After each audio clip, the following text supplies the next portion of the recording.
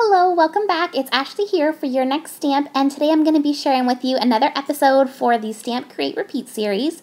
Today I'm going to make this fun shaker card, and I'm going to use Prismacolor pencil crayons to color the images.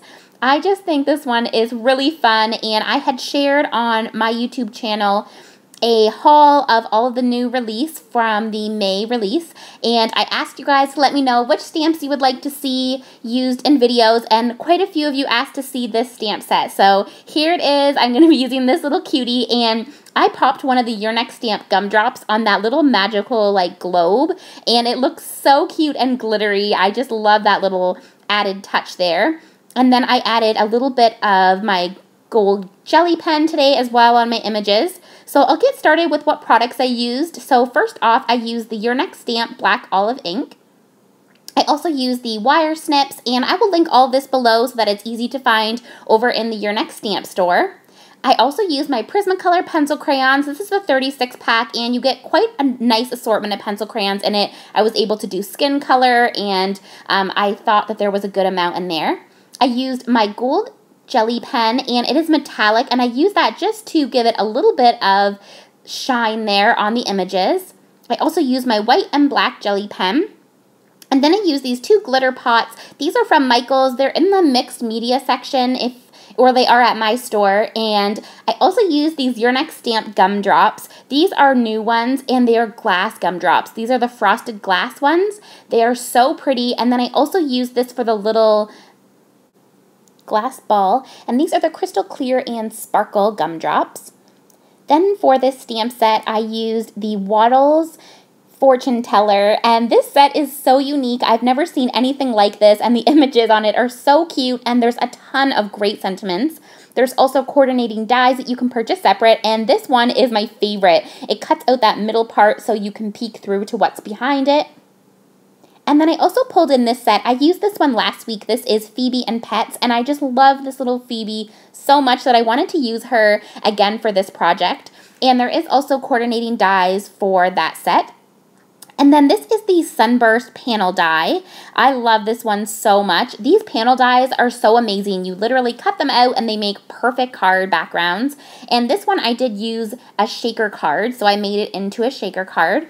And then this is the Your Next Stamp Stitch Rectangle die set. I used the third smallest size there, and then I just put my sentiment on it, which says, "Birthday Fortune, best day ever." So I'm going to get right into the process video. So I'm just taking some paper from my stash and that panel Sunburst die. I'm going to take the little white stitch die, and then I'm going to take that sun panel die again and cut it out on two pieces of foam. So I'm going to cut it twice so I get lots of thickness, and I'm using some adhesive foam that I purchased at Walmart. So I'm going to get into the stamping. I'm going to use the Your Next Stamp Black Olive ink, and I'm just going to stamp out all of my images. And then I decided I wanted to use that little Phoebe. She's so cute, and I love how her hands are kind of like ta-da! So I had to use her because I thought she really set the scene for this card. Now I'm just taking all of the coordinating dies, and I'm cutting them out using the Your Next Stamp wire snips, and I'm just going to put them down using Post-it note tape, and I also purchased that at Walmart. And this way they stay right where I want them when they're cutting through with the die machine. So I'm just going to show you how each of them came out using the coordinating dies. I love these so much, and look how he peeks from behind the table. And then you can set anything up on this little stage here. So I'm going to stamp out my sentiment on that little rectangle stitched. And then I'm going to start with my coloring. So I'm going to be using the Prismacolors, and to start out with, I'm going to use the black and white in this set to do the little penguin there. And then I'm going to pull out the darkest and lightest orange.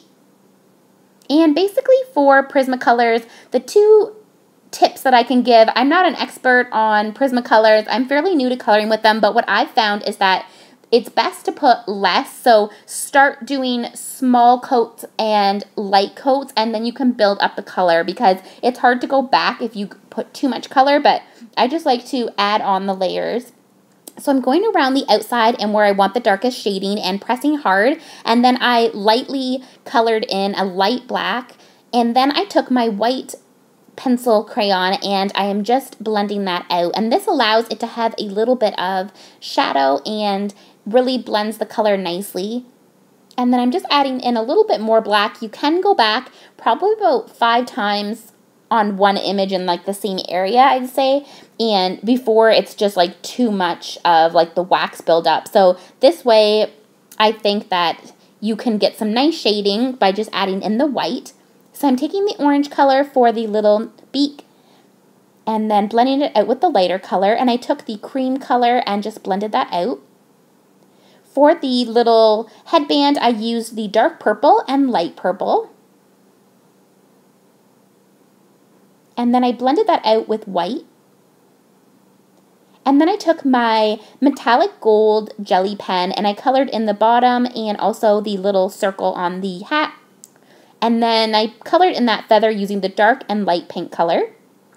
So now I'm going to do this part, and I just had so much fun coloring these images. You can do them all sorts of bright colors. I always love to be able to color bright images. So I'm using the purple color and I'm going around all of those little jewels, or maybe they're lights. Either way, I do fill those in with my gold jelly pen, and so it makes them really pop. So I'm just adding a little bit of the dark, and then I'm going in with the lighter purple color and leaving a little bit of the image not colored, because then I can go back with my white pencil crayon and blend it out. So I'm just blending that all out, and it's giving it a nice dimension and shading. And then I'm just going to do those little ropes that are holding back the curtains using those same purple colors. And then I'm going to do the bottom almost of like the stage or the little platform there. So I'm doing a dark layer, pushing hard and then lightly from that color. And then I go in with the next purple color, and then I blend that out with the white. And I'm going to do the same thing for the other part of the stage. So I'm going around the line where I want the darkest shading and pushing as hard as I can. And then from that, I'm blending it out lighter. And then a little bit lighter yet. And that way, when you put down your next color, you have almost a color between the two, because you're blending the two together, and then you can do a little bit more of that color. And so it's giving you 3 colors out of 2, basically. And then I'm just taking my white pencil crayon and blending that all out. And I really like how this looked. Now I'm going to do pink for the other part. So I'm just going where I want the darkest shading again, blending that with the light pink, and then blending it out with the white. And same with the other side. And I find with pencil crayons, another tip is to always keep them nice and sharp. And I find with the pencil crayons, you can get really nice dimension on smaller images. These images are quite large, so you could definitely color these just fine with Copics, but I find that when you are coloring little tiny spots, it's easy to get in there and still give it a nice shading and dimension when you're using the pencil crayon. So with big images, you get that dimension even more, which is really nice. So now I'm blending that out with the white pencil. And I'm going to do that on this other side as well. And you can go back in like I'm doing and keep blending it. And I love how the curtains turned out. So I'm going where all the black lines are and just putting as hard as I can with the pencil. And then from that part, blending out with a little bit lighter pressure. And then blending that with the pink with more of a hard pressure. And then I'm going to do a lighter pressure. And then a little bit lighter yet, and then I go into the extra spots. Always leave a little bit of the white space, because then you can blend the color out. So there is the little stage. Now I'm going to take my gold jelly pen. This is just the metallic one, and I'm adding it to all the outside. I think that's probably a little light, so let's say it's light, and it looks so cute for a little stage. And now I'm going to color that little table. So for the bottom of the table, I'm going to do pink. And that same pink color that I've been using.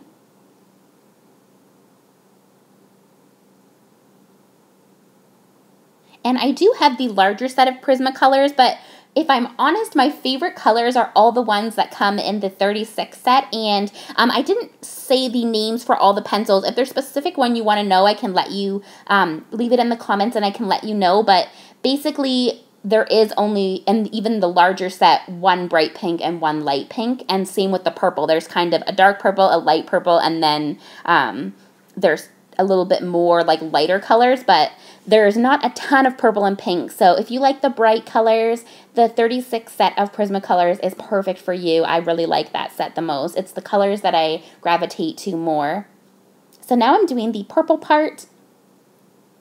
And I'm just doing the shading where the lines are. This stamp set is so nice. It has all the shading kind of started for you, so you just follow where those lines are, and that just helps you build the color off of those lines. So do the darkest portion and build away from the line, making it go lighter as you go. So there's the little table. I took the jelly pen again and just added on the little fringes there. Went over top of them with the jelly pen. And it looks so cute. Those would be really cute on little treat bags too. So then I took that Your Next Stamp gumdrop. That is the glitter one from the Crystal Clear and Sparkle. And now I'm going to do this cute little Phoebe. So I'm going to do the skin first. So I'm using the dark pink, or the dark peach color. And I'm just having the darkest portion at the top and blending down. So again, a nice hard pressure line and then blending off of that. And you definitely don't have to use Prismacolor pencil crayons. You could color these just as nice with Crayola pencil crayons. I love Crayola pencil crayons, and if you have those, totally use them. They are just as great, and you can get just as nice of a blend. And all the techniques that I'm showing, you could still do with the Crayola and blend with the white and everything, and it would look nice too. So that is for her skin. Now I'm going to do her hair. So I'm taking a dark brown color, and I did quickly show the numbers there for you guys.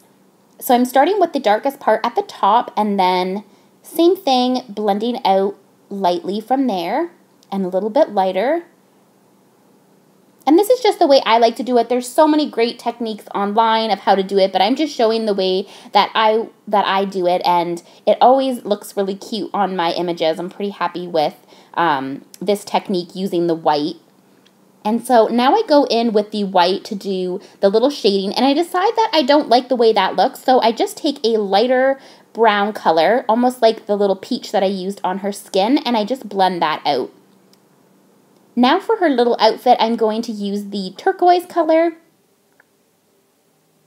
and I'm just blending that out again, and I'm showing how you can just do two colors. So I did that, and then I just blended it with the white, and it still gives a nice little dimension. Then I took the metallic jelly pen and I just added some polka dots on her little pigtails there, on the little headbands, and also on her little dress. And then I used the black jelly pen to just give a little dimension on the eyes, and also some white on the little penguins.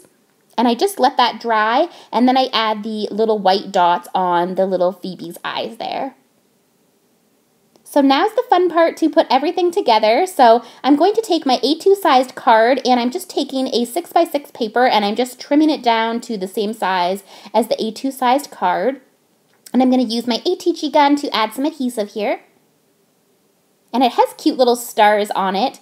And then I just pop out all of those little sunburst pieces. And I'm going to take off the backing. It's sticky, it has adhesive on it, and put it on top of the other one. This is going to give us some thickness for the shaker card. And I'm pulling out the rest of those little sunshine pieces and taking off the backing there, and then I'm going to put it right on top of the card. And then that's going to be the top panel, and so I'm taking some adhesive so that I can add the clear acetate. And this is actually just a piece of packaging from an old sticker pack, and I always keep my packaging and I don't throw them out because you can use them for projects like this. And so then I'm going to take my scissors and just snip around to cut off the excess. And now I can start to fill it with goodies. So I'm going to use these cute little pots of sequins, and I just got this one this week. I was so excited. I think it might be new. I've never seen this one before at Michael's, but it has a ton of glittery metallic sequins in there. There was purple stars and blue stars and yellow stars, and there was some like rose gold hearts in this one. It's really cute, and I found these on the mixed media aisle at my Michael's, so if you were looking for those, that's where I found them. And then I just, from the other pot, added a little bit of blue stars. And I love these because they fit really nicely in smaller areas, and they look so cute when you shake it around. Then I added a little bit of yellow stars.